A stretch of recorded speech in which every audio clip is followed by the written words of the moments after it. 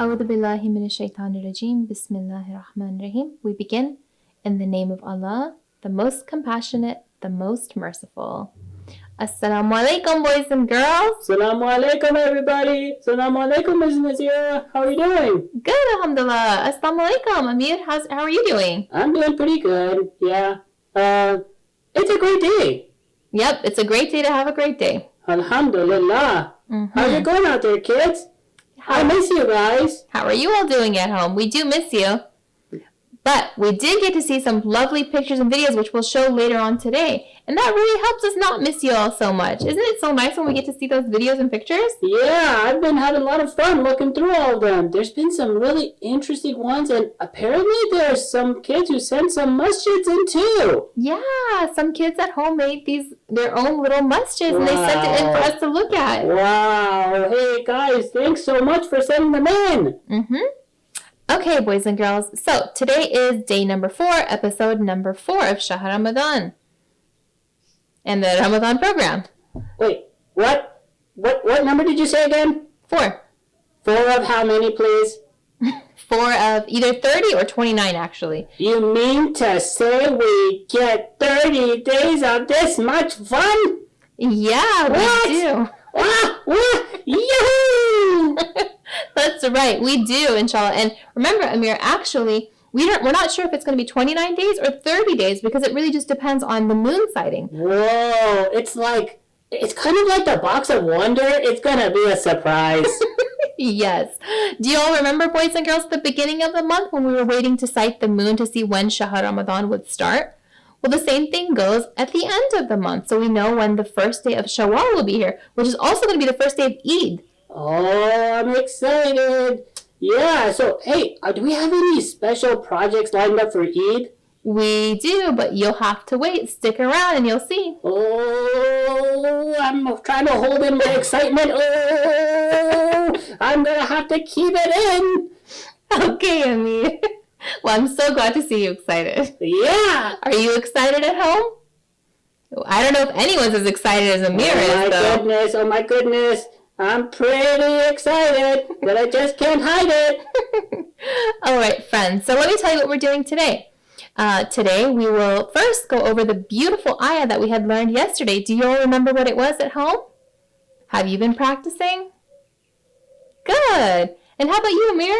I've been practicing, but I'm not sure how I did. Oh, I think you did pretty good. MashaAllah, you've been remembering. And remember, boys and girls, all of these beautiful ayahs that we're learning, we want to memorize it here and also memorize it here. And inshallah, also put them into action with our hands, right? Yeah, we can live the ayahs. Yes, and inshallah, we'll actually recap that ayah that we did yesterday again. We'll show it again with the hand gesture, so hopefully we can remember it. Okay. That's 1. Okay. 2. Okay. We're going to have the mystery readers. And guess what? Today we have 2 mystery readers again. Whoa, we are so blessed. 2 more people. And let me tell you guys some clues about these people. Oh, yes. They're both hints. I love it. Yeah, they're both teachers, Amir. Wait, teachers? Oh, okay. Yeah, and I used to work with both of them, actually. One of them used to work alongside me a long time ago when we first started teaching. And the other one actually was my mentor teacher. So wait, is that like a Jedi or something? Yeah, kind of like a Jedi. Oh, like you were like the apprentice and she was the master? Something like that. Actually, I think all teachers are kind of like Jedis. Oh, wow. So everybody can learn and become the master Jedi? Maybe even me? Yeah, of course. Even you, Amir. We can all learn and grow. And remember, what did our ayah teach us yesterday? Well, it taught us that as we work hard to get closer to Allah, we get even closer. Yeah, we reach higher and higher ranks. So yes, that includes all of us, inshallah. Just depends on the actions that we take, right? Oh, yeah. I would be worried about teaching the wrong things, It's like silly things. Yeah, I understand. Like, a silly thing would be like, the earth is flat. Would that be a silly thing to teach? That would be very silly. That's actually not true, but a long time ago people did think that was true. Oh, now it's like a basketball. It is. The world is round. It's a sphere. Oh, cool. Mm-hmm. Yeah, well, I mean, so the Earth is not flat, kids. Just, yeah, that would be fake news. That is fake news. Okay, Amir. So we said we're going to go over the ayah. We have our mystery readers. And finally, last but definitely not least, my favorite part is actually seeing the work that you all have done at home and the videos you have sent in. I loved seeing those things. We had some masjids that came in. Some of the kids sent in their projects. Some of them have been practicing their ayahs, and some have just sent us special Ramadan messages. Whoa, I'm excited to see them. Thanks, kids, bros and sisters. Yes, we have enjoyed seeing it, and we encourage you to keep on sending them in to us. Remember where to send them. info@kisakids.org. Alhamdulillah. As soon as I get them, I take a look, and I get so excited. That's right. Okay, boys and girls, let's go ahead and start the program. Alhamdulillah. Let's go.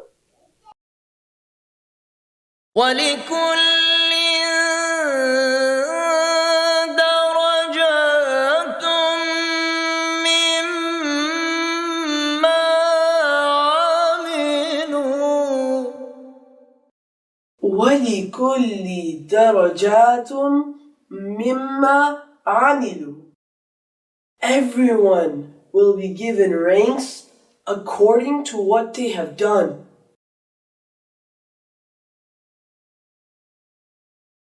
Ďakujem, children. Welcome to Ramadan Story Time.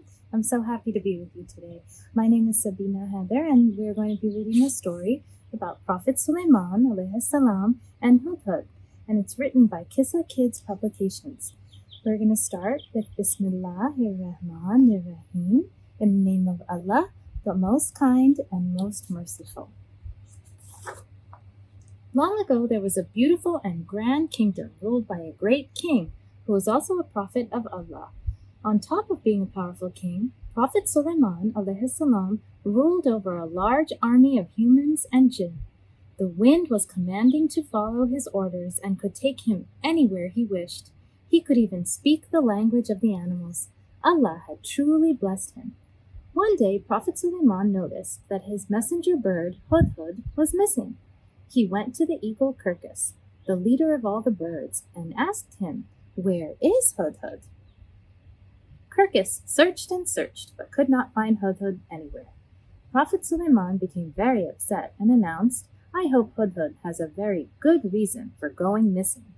All the animals became very worried and searched for Hudhud everywhere.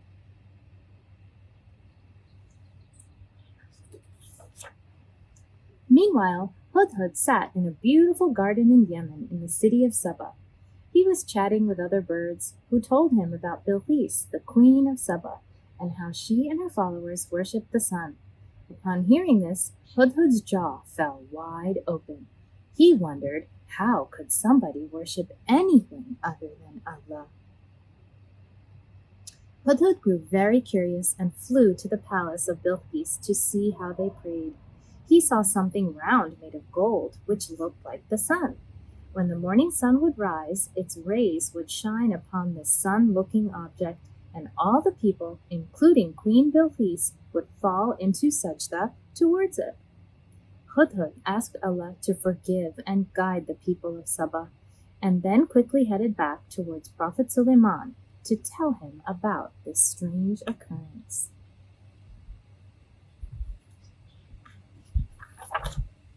When Hudhud reached Prophet Salāmun, he began telling him about the people of Saba and how they worshipped the sun instead of Allah.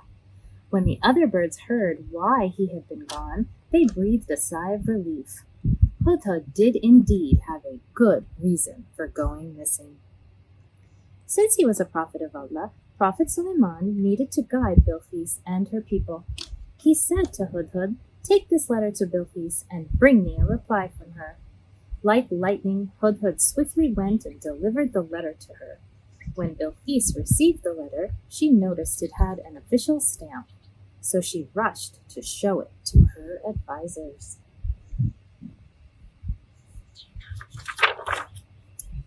A letter has come from a man named Prophet Sulaiman. It says, "In the name of Allah, the most beneficent, the most merciful. There is only one God, Allah. He created the sun that you worship and call God. You and your people should stop worshiping the sun and instead worship Allah, the creator of everything." After reading the letter, she asked her advisors, "What should I do?" One advisor said, "We have powerful armies that are ready to go to war if you would like, Your Highness." However, Queen Bilqis was a peaceful woman, so she had another idea instead. "I know," she said. "Let's send Prophet Sulaiman a very expensive gift.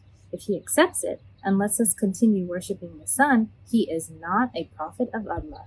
However, if he doesn't accept it, we will know he is telling the truth." Soon after, Queen Bilqis sent a messenger to Prophet Sulaiman with a grand gift. Prophet Sulaiman did not accept it and returned it with the following letter. "Allah has given me knowledge and a great kingdom. I do not need your money or gold. If you do not believe in Allah, we will be at war with you." She read it and told her advisors, "Prophet Sulaiman really is a messenger of Allah. From now on, we will believe in his religion of one God and stop worshipping the sun." Bilqis decided then and there that she must meet Prophet Sulaiman and set off to visit him immediately.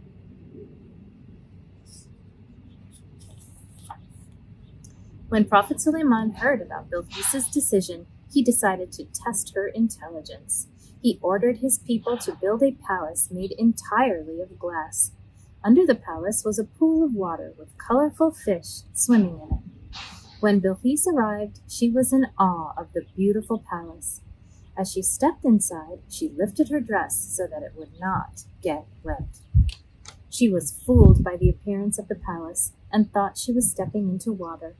When she realized her mistake, she understood that this was a special message from Prophet Sulaiman. He was showing her that things are not always what they seem.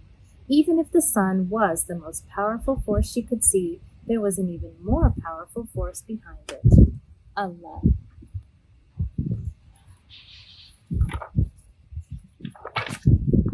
She was an intelligent woman indeed. After understanding this message, Bilqis turned towards Allah, asked for forgiveness, and accepted Allah as the one and only God. Prophet Sulaiman married Queen Bilqis, and they both ruled their kingdoms with justice and in obedience to Allah.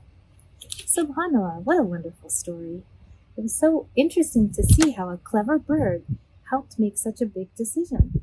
And Prophet Sulaiman was so calm and wonderful in the way he went and approached Queen Bilqis. And she was a very intelligent woman and became a very good Muslim. I really enjoyed reading this story with you today. Thank you for listening, and I hope you turn in again tomorrow with Sister Nazira for another Ramadan story time.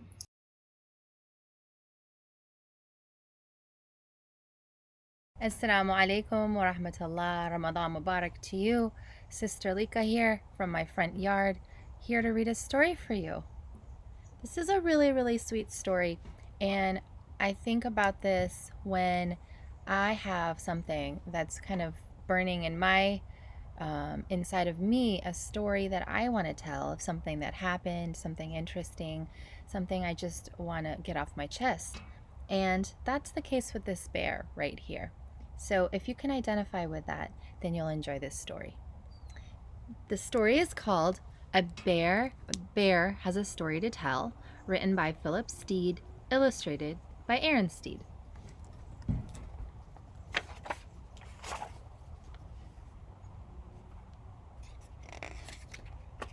We get to the first page. Where is that first page? Here it is. It was almost winter, and Bear was getting sleepy.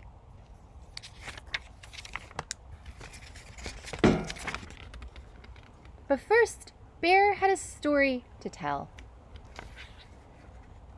"Mouse, would you like to hear a story?" asked Bear with a yawn.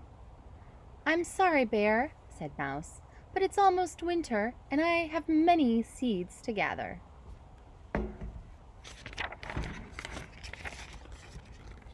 Bear helped Mouse find some seeds on the forest floor. When they had finished, Mouse said, "See you soon," and tunneled underground to wait for spring.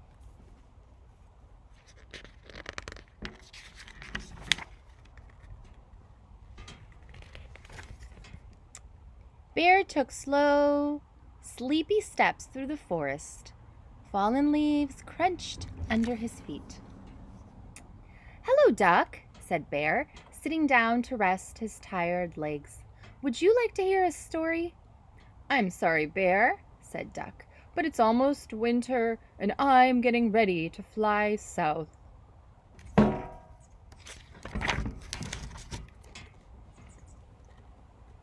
"I will miss you, Duck," said Bear. He raised a paw to check the direction of the wind. "I will miss you too," said Duck, and off he flew.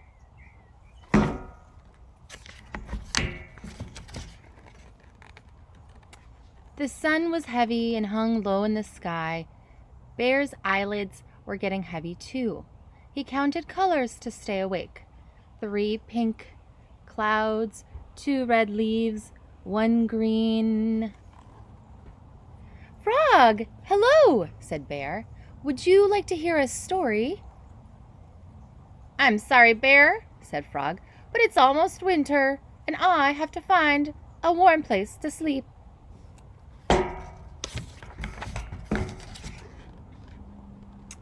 Bear dug a frog-sized hole between 2 evergreens. Then he tucked Frog in under a blanket of leaves and pine needles. "Thank you, Bear," said Frog. "I'll see you in the spring." Bear leaned against the oak tree. He stretched and yawned and scratched his belly. "I wonder if Mole is awake," he thought.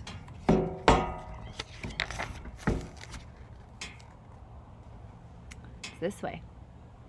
"Mole, are you there? Mole!" He's actually this way. He's actually looking at the ground and trying to talk to Mole. So this is how I should really be reading it. Mole was already asleep. "Good night, Mole," Bear said with a sigh.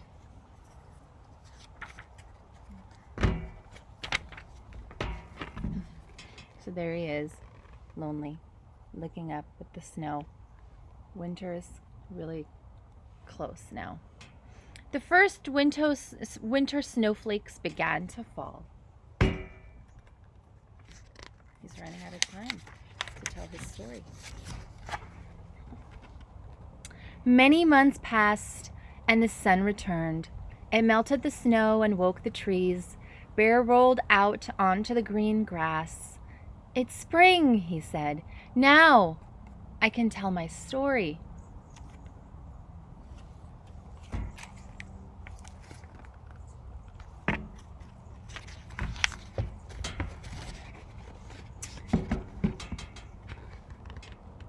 But first, Bear brought Mouse an acorn. "Thank you, Bear," said Mouse. Mouse was hungry after a long winter. "Welcome home, Duck," called Bear. "You must be tired from your journey." Bear showed Duck a shady mud puddle he'd found.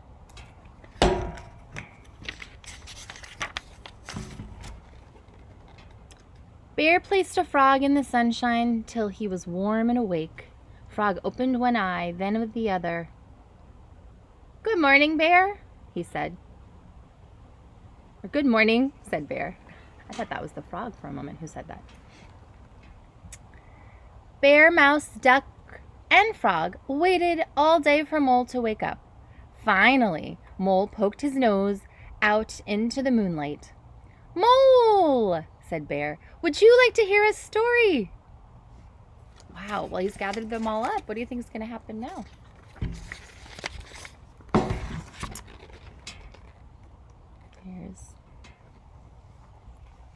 Maybe I'll hold it like this. I can't read it. Bear gathered his friends. He sat up straight and cleared his throat. He puffed out his chest, and with all of his friends listening,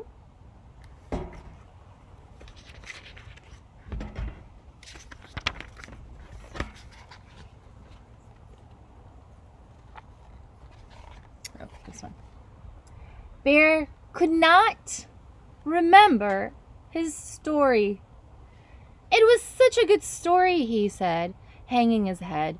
But winter is a very long time for a bear to remember. His friends sat together for a quiet minute.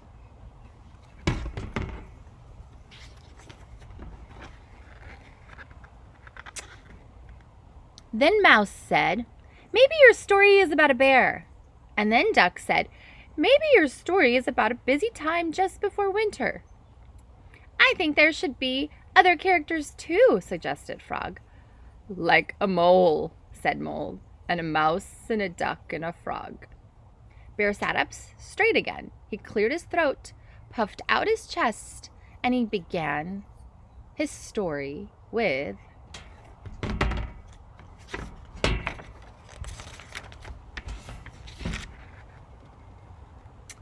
"It was almost winter, and Bear was getting sleepy." The end. What a lovely story this is.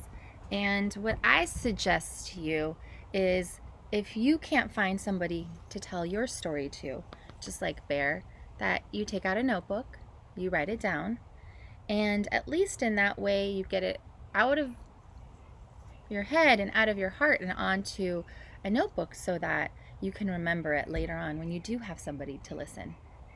And the other lesson I feel this story tells is that sometimes this story is even more interesting when we tell it with other people. So we take other people's ideas and add it to our own story. Well, that's it from me. Until next time, until inshallah I see you at the center again. Have a beautiful, blessed Ramadan. Assalamu alaikum wa rahmatullahi wa barakatuh. Thank you. I actually have a special tip that I wanted to share with you all for the day. There's a free printable that you can find on the Kisa Kids website. Your parents can help you. And what it is this cool stack of cards that I've had back here, you can actually find on the website as a free printable, meaning you can download it and print it on paper or cardstock like I have done here.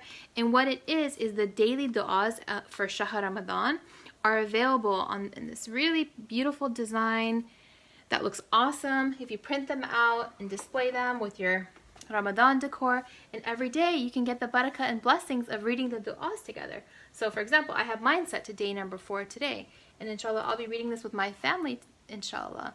So if you guys like to, remember you can download it for free on the website, kisakids.org. Assalamu My name is Ali and I'm 7 years old. Salam alaikum. My name is Mariam. I'm 4 years old.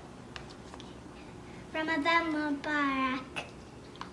Inshallah, we all do good deeds and we all go to Bahish. Assalamualaikum. Happy Ramadan. Everyone, they were giving ranks to what they have done. And my favorite toy is Transformers and superheroes, and I like the Quran every day, and I read it. My name is Ameer. وَلَكُلٍّ دَرَجَةٌ مِّمَّا عَمِلُوا. And the meaning of that is everyone will be given ranks according to what they have done.